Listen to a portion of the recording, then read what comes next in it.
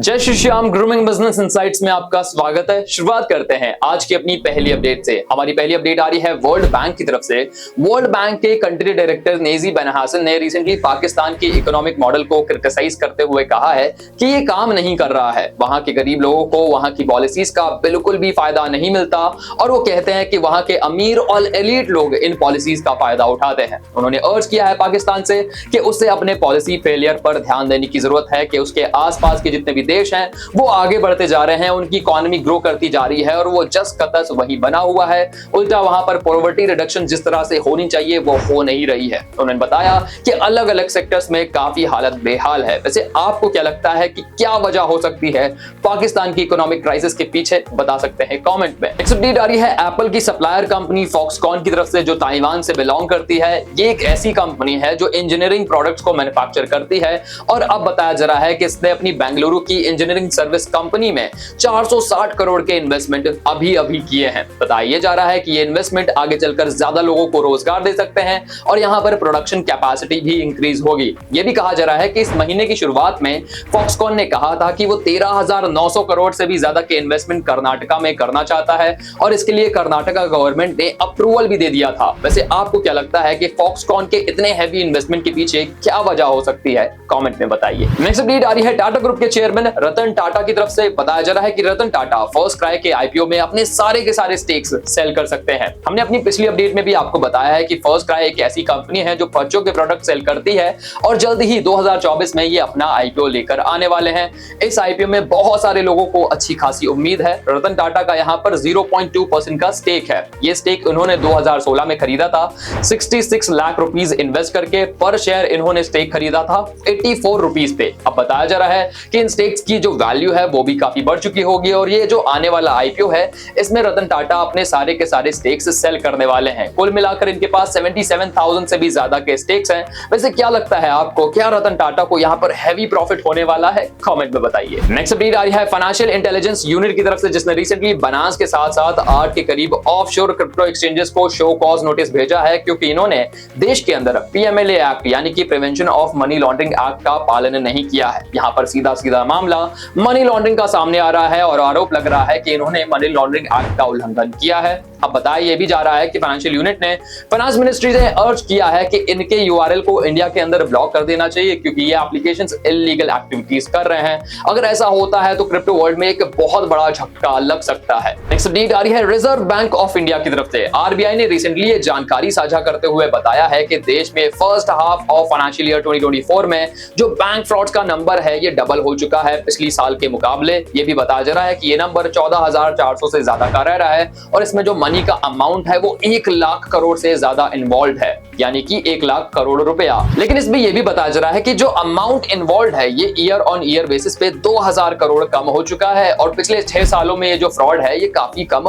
हो रहा है। नेक्स्ट अपडेट आ रही है content marketing company paper content के सीओओ यानी कि chief operating officer Rishabh Shekhar की तरफ से। ऋषभ शेखर ने रिसेंटली एक बड़ा खुलासा किया है। उन्होंने बताया कि एक वक्त ऐसा हुआ था कि उनके पिता के पास एक स्पैम कॉल आया। उस स्पैम कॉल में कहा गया कि उनके बेटे को किसी रेपिस्ट के साथ पकड़ लिया गया है और उन्हें छोड़ने के लिए 1 लाख रुपए उन्हें ट्रांसफर करने पड़ेंगे। बाद में जब स्क्रीनशॉट को शेयर किया गया पुलिस के साथ तो ये जानकारी मिली कि किस तरह से वो नंबर पाकिस्तान को बिलोंग करता है और इस तरह के फ्रॉड दिन प्रतिदिन बढ़ते जा रहे हैं। इसीलिए उन्होंने कहा है कि आप लोगों को बहुत ज्यादा सतर्क रहने की जरूरत है कि इस तरह का फ्रॉड आपके साथ ना हो। नेक्स्ट अपडेट में हम बात करेंगे अंबानी फैमिली के बारे में। रिसेंटली आपको पता होगा कि 28 दिसंबर को धीरूभाई अंबानी का जन्मदिन था। धीरूभाई अंबानी वो शख्स हैं जिन्होंने रिलायंस इंडस्ट्रीज की नींव रखी थी और इस मौके पर उनके जो बड़े बेटे हैं मुकेश अंबानी, इन्होंने कुछ बड़ी स्टेटमेंट्स दी हैं। उन्होंने कहा कि इनकी जो आने वाली पीढ़ी है आकाश अंबानी, ईशा अंबानी और अनंत अंबानी की, ये आगे चलकर रिलायंस की कमान संभालने वाले हैं और इन्हें अपने बच्चों पर पूरा भरोसा है। इन्होंने ये भी कहा कि हमें कोशिश करनी चाहिए कि आगे चलकर जो नई वर्कफोर्स आ रही है इसकी जो एज है वो 30 के नीचे ही रहे क्योंकि नए लोग नए विचारों के साथ आते हैं, नए आइडियाज के साथ आते हैं और इनके पास दुनिया में बहुत कुछ अचीव करने के लिए है। उन्होंने ये भी बताया कि किस तरीके से अंबानी फैमिली का सपना है, ना सिर्फ अंबानी फैमिली का बल्कि रिलायंस का ये सपना है कि आगे चलकर रिलायंस फैमिली दुनिया के सबसे बड़े बिजनेसेस में शुमार हो और टॉप 10 बिजनेसेस में इनका नाम आए। नेक्स्ट अपडेट आ रही है इंडिया और रशिया के बीच में बढ़ते ट्रेड को लेकर। अपडेट ये है कि रिसेंटली इंडिया और रशिया का जो ट्रेड है ये $50 बिलियन से भी ज्यादा का क्रॉस कर चुका है। ये जानकारी तब डिस्कस की गई जब हमारे external affair minister S Jaishankar visit पर गए थे रशिया की, और वहां पर उन्होंने बातचीत करी कि किस तरीके से इंडिया और रशिया के जो रिलेशंस है वो दिन ब दिन बेहतर होते जा रहे हैं। हिस्टोरिकली भी हमारे टाइज हमेशा से बहुत अच्छे रहे हैं। उन्होंने बताया कि साल 2022 से लेकर साल 2023 के अंदर हमारे ट्रेड वॉल्यूम में 22% का इजाफा हुआ है, और ये बिल्कुल सच भी है क्योंकि कई बार देखा जाता है कि रशिया हमारे देश का एक बहुत बड़ा ऑयल इंपोर्टर है जो हमें देश में ऑयल इंपोर्ट करके देता है। नेक्स्ट अपडेट आ रही है दुनिया के सबसे अमीर इंसान एलन मस्क के बारे में, जिन्होंने रिसेंटली टेस्ला बॉट के द्वारा टेस्ला इंजीनियर पर किए गए अटैक पर कुछ बड़ी बातें बोली हैं। उन्होंने बताया कि मीडिया में कुछ भी चलाया जा रहा है। उन्होंने ये कहा कि अब ये जो अटैक हुआ था वो एक सिंपल से रोबोट के द्वारा हुआ था जो मैन्युफैक्चरिंग सेटअप में काम आता है, ना कि एक ह्यूमनॉइड रोबोट के द्वारा। उन्होंने कहा कि मीडिया ने एक बहुत बड़ा ट्रायल चलाया है ऑप्टिमस रोबोट पर जो कि उनका एक ह्यूमनॉइड रोबोट है, और इससे कंपनी की छवि पर भी अच्छा खासा असर पड़ता है। वैसे हमने भी इस बारे में आपको बताया था, लेकिन कंफर्मेशन ये नहीं थी कि क्या वो रोबोट एक ह्यूमनॉइड रोबोट था।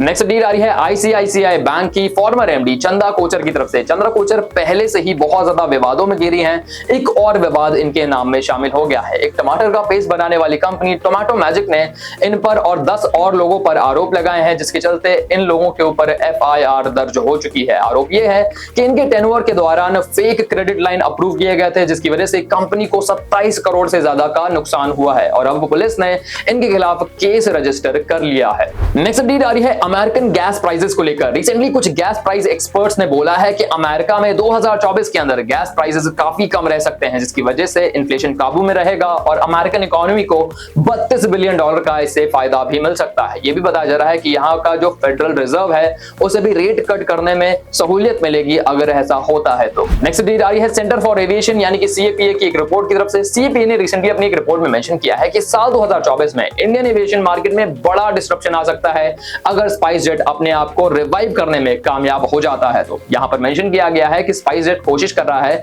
कि 2200 करोड़ से भी ज्यादा के फंड्स रेज किए जाएं ताकि आगे चलकर ये अपने जो फ्लीट्स हैं इनको इंक्रीज कर सके, जिससे कॉस्ट पर अच्छा खासा असर पड़ने वाला है। स्पाइस जेट ने पहले भी आसार दिए हैं कि किस तरह से ये गो फर्स्ट को भी अक्वायर करना चाहते हैं जो रिसेंटली ही बैंकरप्ट हो चुकी थी। वैसे क्या आपको लगता है कि क्या यहाँ पर स्पाइस जेट कामयाब हो पाएगा? कमेंट में बताइए। नेक्स्ट अपडेट आ रही है नैसकॉम के फॉर्मर हेड सौरभ श्रीवास्तव की तरफ से। सौरभ श्रीवास्तव ने रिसेंटली एक इंटरव्यू के दौरान कहा है कि मुझे अच्छा लगता है जब आईटी इंडस्ट्री से टॉप एग्जीक्यूटिव्स अपने आप को रिटायर कर लेते हैं। उन्होंने बताया कि ये एक साइन है मैच्योरिटी का, ताकि यहाँ पर इंडस्ट्री में जो नए लोग हैं उन्हें अवसर मिले।